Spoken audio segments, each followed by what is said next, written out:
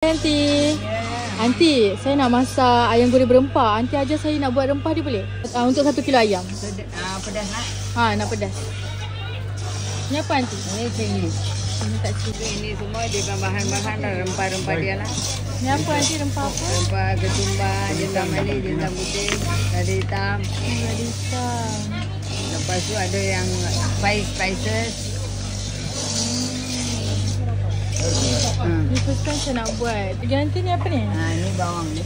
Bawang. Bawang putih. Bawang putih. Ini semua tak ada pengawet tau. Tak ada ajinomoto, tak ada pengawet. Oh, Aunty hari-hari lah blend. Hari-hari blend. Ada. Ni apa Aunty? Mana pun. Ini serai, lengkuas, kunyit deh. Serai lengkuas kunyit. Jadi blend lah.